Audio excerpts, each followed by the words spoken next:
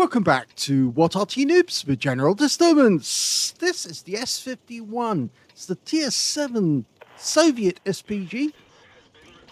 It's located on the southwest spawn of Karelia, and it's under the command of linyarin. And he's been very active recently and sent us in a few really interesting replays. They say beauty will save the world. Sounds like a job for us. It sounds like Mila. And she married a guy from my university. Yes, I'm quite surprised. He was there at the same time I was there as well. And I think I did actually take a class with him back when he was at uni, before he met Mila.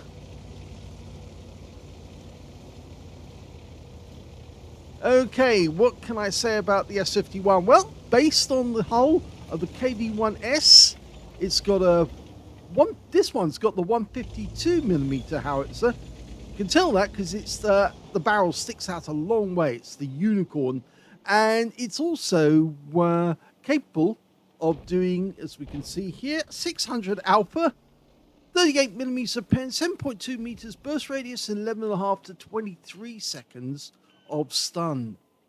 Now he's trying to get that Nomad, which of course, as we now know, coming up from the corner. Oh, he's got an SFV there, and unfortunately he gets spooked into firing. That's all.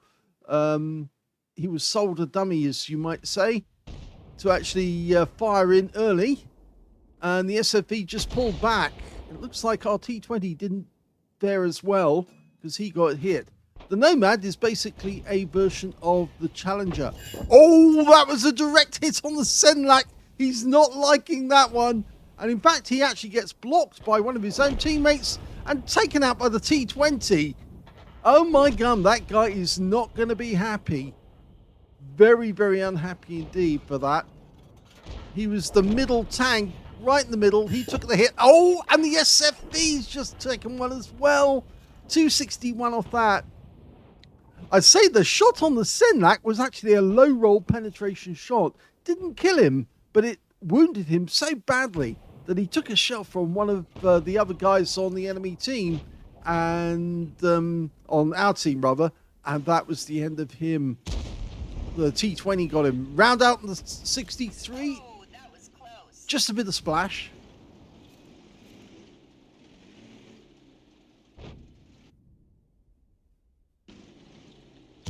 Okay, selecting next target.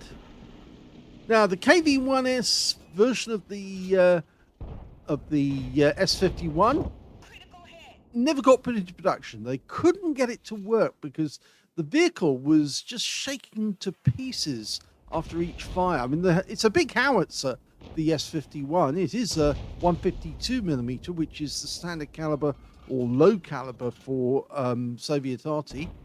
Fires a snap in there, and he looked away a little bit after he fired.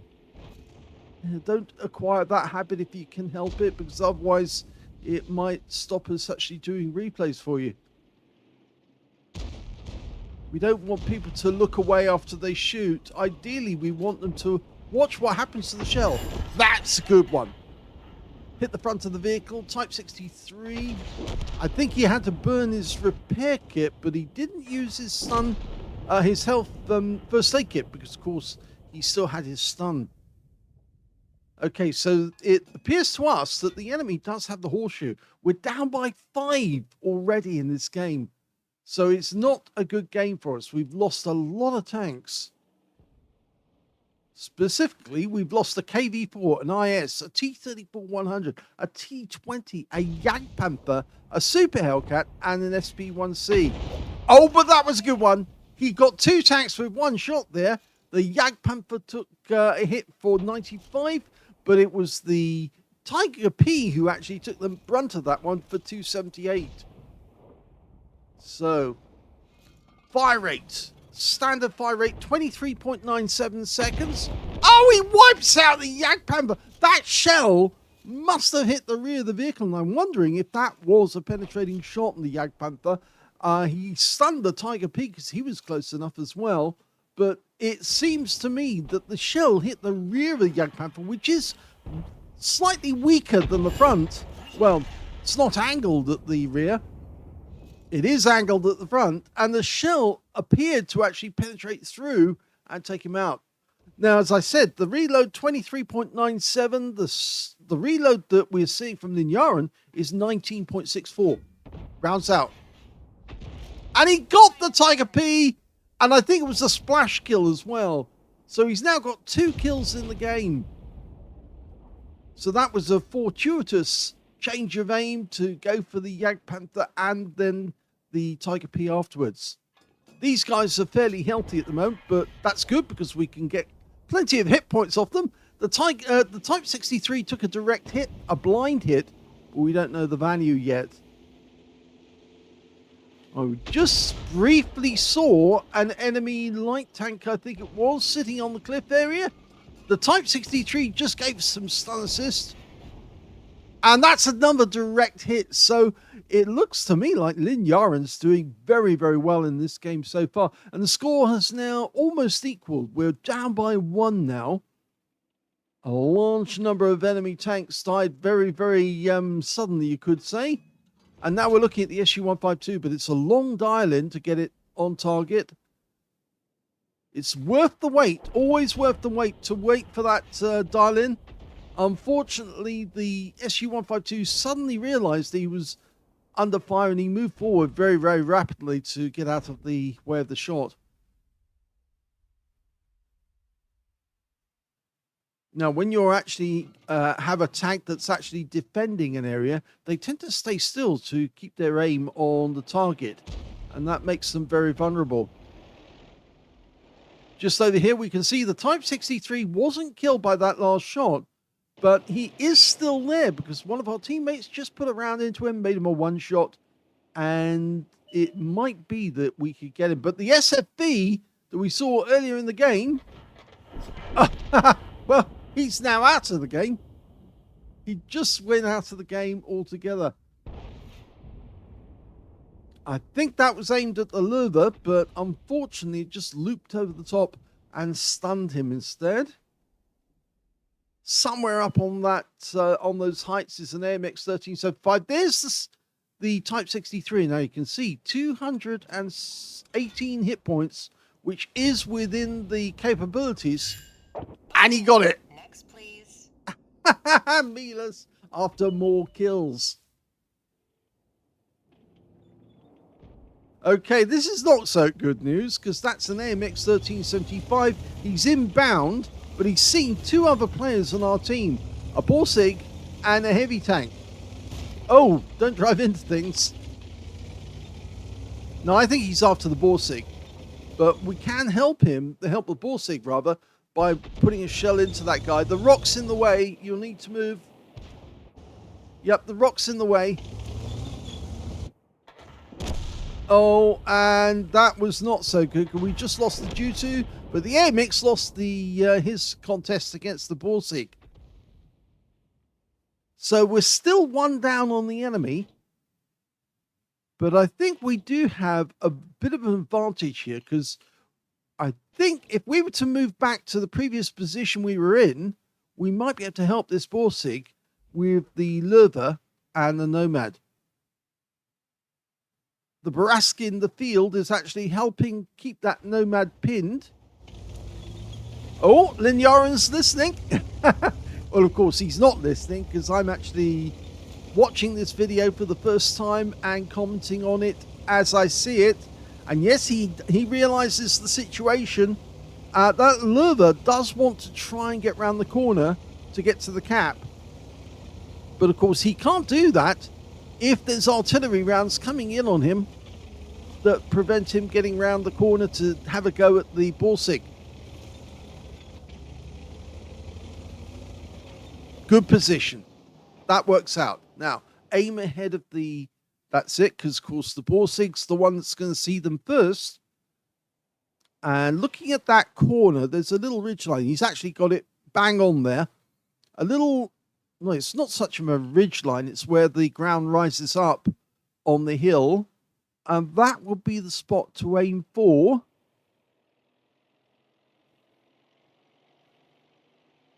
Borsig's pulling back, which is encouraging the Lurva to come towards him. Don't worry about the wandering reticule. That's something that Wargaming actually put into the game. We don't quite understand why they did that a long while ago, but it actually appeared many years ago, and it appears to indicate where the nearest enemy vehicle is spotted. And oh dear, this is not good. The Nomad managed to kill the Barras, so he managed to work out where the Barras was. Now, where was he last seen? Right on the edge, round about that rock. We could fire a round in. We've got 4 rounds of the stun HE left. It will probably be better with the strong HE. And there's the Nomad, and he's coming in our direction. And he splash kills him! Nicely done. But now we've got the reload, and at this moment, oh, well, we don't need to worry about the lure.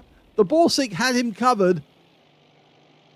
And now the enemy has only got 2 left. The SU-152 and their Arty, which is a GW Panther, or Geschosswagen Panther. Now, if they had actually deployed the S-51 as the Arty, guns up, I think actually it would have been quite powerful because, of course, the S-51 wasn't particularly fast. Not the S-51, but the KV-1S wasn't particularly fast, but it was a heavy tank. And the fact that it was heavier tank means that it was a little more robust than other tanks. Of course, it was slower because, of course, it was much heavier weight. This tank is 52 tons, or 52.5 tons in weight. And that does actually cause a lot of strain on the engine.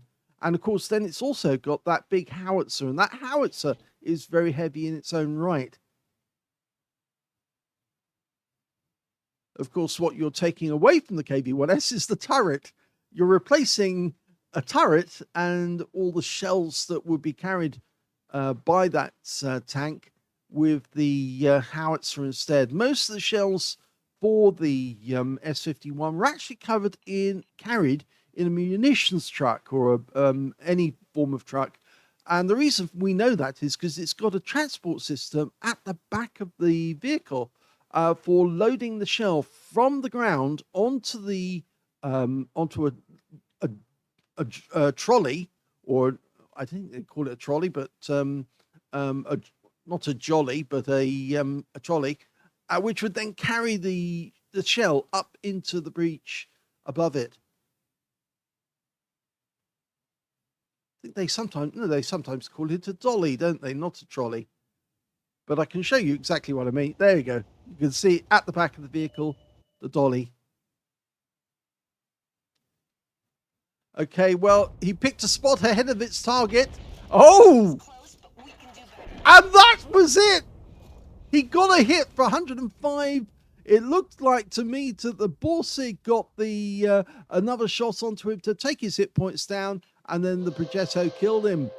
So there's only 1 enemy left, and we've got 2 minutes to find the GW. Now, he looked away there, pulled back after he shot. He's got 1 round of stun HE left, but he's got plenty of other rounds. That's the good thing about this Arty. It does carry 30 rounds of ammunition in total, and that makes a big difference because some of the same Arty at the same tier don't carry as many. There are 2 versions of the S-51 in the game. The other version has the 8-inch howitzer, or rather the 203mm howitzer, which has got an incredibly big footprint. It's also an Arty that tends to actually get a lot of bombardiers. And there's it, the GW. And he was killed by the Borsig. And that ends the game. Here's the end of battle stats, and that was an ace tanker game for linyarin in the S-51. He managed to get a fighter badge for getting at least 4 kills. He got 4 exactly. A bruiser medal for getting at least 5 critical hits. He got 8. And he got a Gauze medal as well for getting more hit points than 8 times the hit points of his own vehicle. Very well played indeed. His win rate, 5,031, which is Super Unicum standard. Let's have a look at the team score. Well, the highest damage in the game turned out to be the Borsig, who got 3,200 hit points of damage, not enough to get 20% of the enemy hit pool, so he didn't pick up a high caliber. Second highest damage went to Linyarin. Yes, he got 2,820, so he wasn't far behind. And of course, he got a Gauze medal for doing 8 times the hit points for his own vehicle in damage. And the third highest damage in the game actually turned out to be the GeForce 1010 on the enemy team, who also picked up a Confederate and tank sniper for 2,519 hit points. When it came to kills, it was shared between the Borsig and Linyarin's S-51, 4 kills apiece. 3 kills went to the Nomad, and 2 kills went to the Progetto 54, the LT432, the Luther, and the SC152 on the enemy team. And when it came to base XP, Linyarin got that one. 1,252 base experience points. That's the top. 1,221 went to the Borsig, and they were the only 2 players who managed to get over 1,000, with the LT432 getting 929. He fired only 19 rounds, so he had 11 rounds left at the end of the game. 10 direct hits on the enemy, 1 penetrating shot, 18 splash. Well, do we dare to guess who actually hit the penetrating shot? I think I know which one it was. It was it must have been the Senlac that he hit, because of course the Senlac moved across and suddenly lost just under 600 hit points. Yes, it was 578 hit points from 1 penetrating shot, which means that he didn't kill the Jagdpanther with a penetrator. He just got a lot of hit points out of the guy very suddenly by hitting his rear. Anyway, going back to the details, we can see he did 2,820 hit points, all of it at more than 300 meters, damaged 80 of the enemy, killed 4, and did 1,855 hit points of stun assist of 15 stuns, and that was worth a ace tanker, or the ace tanker. He earned 74,460 credits from that game, and he also took away 9,390 experience points thanks to completing a mission and events. So he says he's beginning to like this Arty. Well, yes, and the good thing is that it actually has more shells than the M12. You don't get as many out of the M12 at the same tier. They're just about as accurate as each other. But yes, the M12 is kind of starved, and that's a little unfair, because both the S-51 and the M12 used to have trucks which would actually carry the shells and the charges around with them wherever they went. And that's why, technically speaking, the S-51 should have the same number of shells as the M12, but it doesn't. Unfortunately, they give the M12, if I remember correctly, only 18 rounds, but they may have bumped that up. I'll just check my notes to see if that is the case. And it's right at the very back. And it's 20 rounds, so they have improved it by 2. Or is it the GW that's only got 2 less? I can check that as well, if I can find the appropriate page.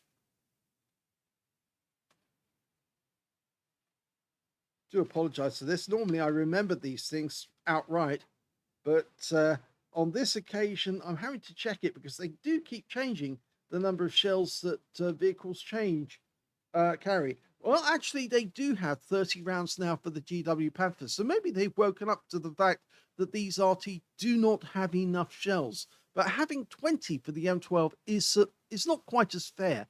It should have the same number of shells as the S-51. Maybe they'll get around to it eventually. Maybe they'll recognize that means the M12 has a very good chance of actually running out of ammunition during a game. After all, if he'd been playing in this game, he would have been only 2 shells, or 1 shell away actually, from running out. So yes, maybe he ought to.